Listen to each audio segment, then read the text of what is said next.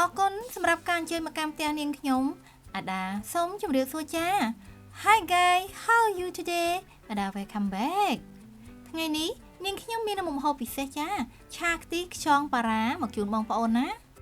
ជាមុខម្ហូបដែលមានរសជាតិឆ្ងាញ់ប្លែកបើបានញ៉ាំហើយប្រកាសជាចង់ចម្អិនញ៉ាំទៀតជាមិនខានចំពោះវិធីចម្អិនវិញគឺស្រដៀងទៅនឹងឆាខ្យងស្រែរបស់យើងដែរណាប្រសិនបើបងប្អូនទស្សនាវីដេអូជាមួយនឹងខ្ញុំដល់ចប់នឹងបានដឹងពីវិធីចម្អិនថាងាយស្រួលហើយលឿនរហ័សទៀតផងណាប៉ុន្តែកុំភ្លេចណាជួយ like ជួយ share និងជួយ subscribe channel ឲ្យនាងខ្ញុំផងណា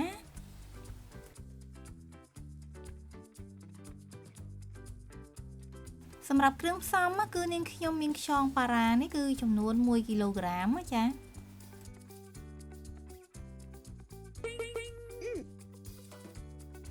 ហើយក៏មានជាមួយនឹងស្លឹកម្រះព្រៅបងប្អូនប្រសិនបើយើងមិនមានស្លឹកម្រះព្រៅ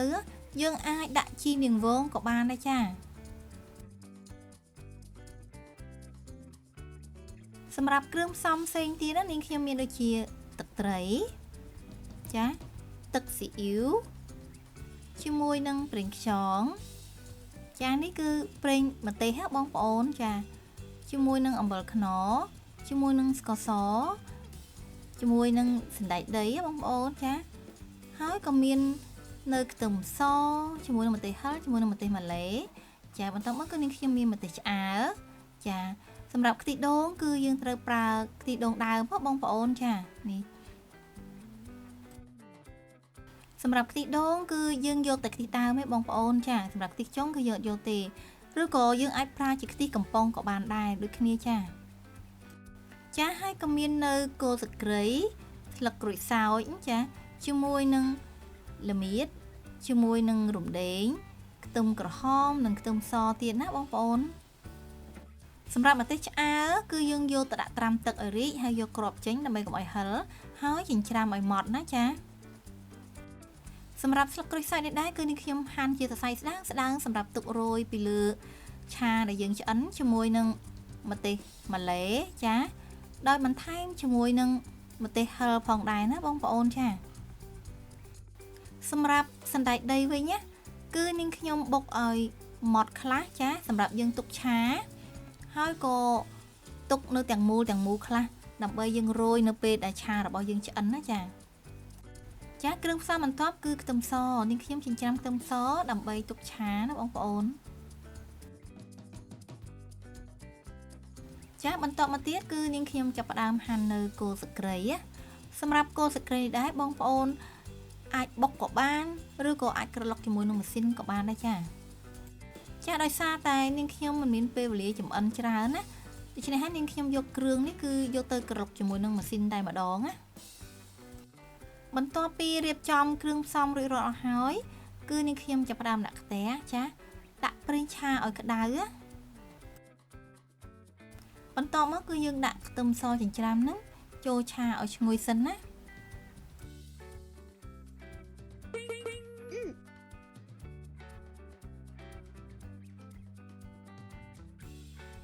បន្ទាប់ពីខ្ទឹមឈ្ងុយហើយគឺនាងខ្ញុំបន្ថែមជាមួយនឹងគ្រឿងគល់ស្ក្រៃដែលយើងបានកិនរួចជាស្រេចបងប្អូនចាយើងឆាគ្រឿងគល់ស្ក្រៃនេះឲ្យឡើងឈ្ងុយសិនណា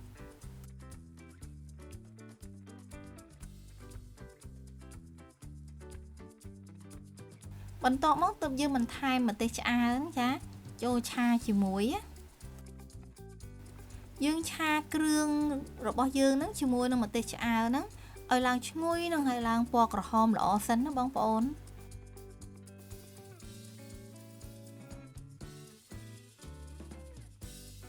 នៅពេលដែលគ្រឿងរបស់យើងឡើងពណ៌ក្រហមល្អហើយឈ្ងុយហើយចាទើបយើងបន្ថែមជាមួយនឹង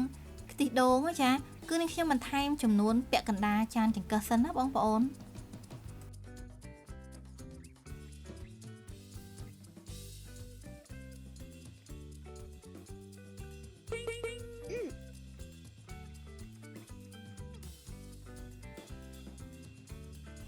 រួចហើយយើងបន្ថែមគ្រឿងផ្សំមានដូចជា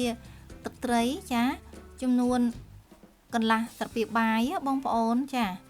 បន្តមកគឺទឹកស៊ីអ៊ីវកន្លះស្លាបព្រាបាយសម្រាប់ប្រេងខ្យងគឺនាងខ្ញុំដាក់1ស្លាបព្រាបាយចា អំបិលខ្នុរគឺកន្លះស្លាបព្រាបាយសម្រាប់ស្ករសគឺដាក់1ស្លាបព្រាបាយកន្លះបងប្អូនសម្រាប់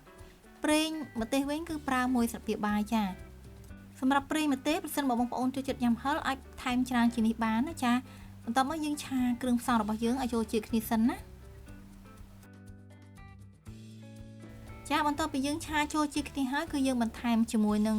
សណ្តែកដីដែលយើងបានបុកម៉ត់អំបញ្ញមិញនេះចាយើងឆាឲ្យចូលជាតិគ្នាបងប្អូននៅពេលគ្រឿងផ្សំយើងចូលជាតិគ្នាល្អហើយយើងបន្ថែមជាមួយនឹងខ្យងចាចូលឆាជាមួយយើងឆាខ្យងនឹងជាមួយនឹងគ្រឿងផ្សំរបស់យើងនេះឲ្យចូលជាតិគ្នាឲ្យស្ងួតទឹកបន្តិចសិនណាបងប្អូនចាយើងឆាឲ្យរឿងស្ងួតទឹកមុនពេលដែលយើងបន្ថែមខ្ទិះដូងចូលម្ដងទៀតណាចាបន្ទាប់មកគឺនាងខ្ញុំបន្ថែមជាមួយនឹង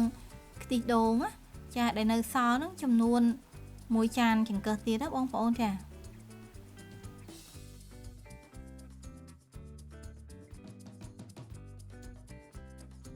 បន្ទាប់មកគឺយើងបិទគម្របដើម្បីអប់ខ្យងរបស់យើងនឹងឲ្យពុះឆ្អិនសិនណាបងប្អូនឥឡូវនេះខ្យងរបស់នាងខ្ញុំគឺចាប់ផ្ដើមឆ្អិនហើយបងប្អូនចាតែមិនទាន់រីងទឹកល្អទេ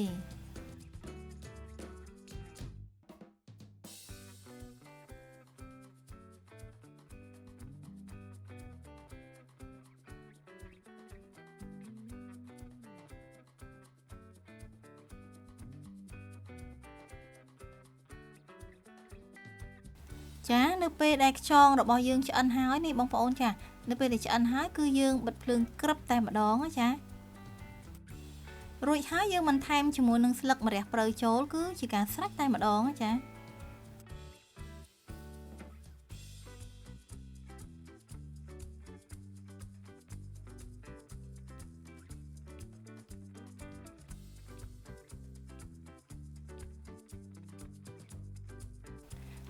ឥឡូវនេះមុខម្ហូបពិសេសរបស់នាងខ្ញុំថ្ងៃនេះឆាខ្ទិះខ្យងប៉ារ៉ាគឺឆ្អិនហើយបងប្អូន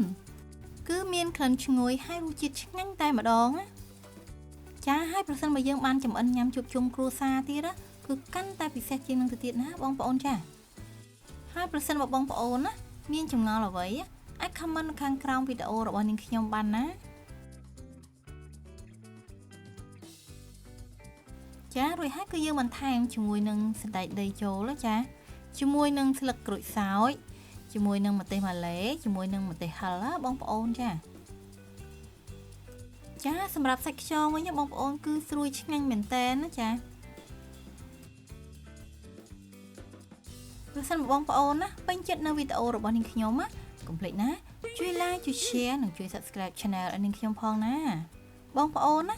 នឹងបានជួបជាមួយនឹងអាដាជួបជាមួយនឹងរបបអាហារនិងចំណេះដឹងផ្នែកសុខភាពទៀតផង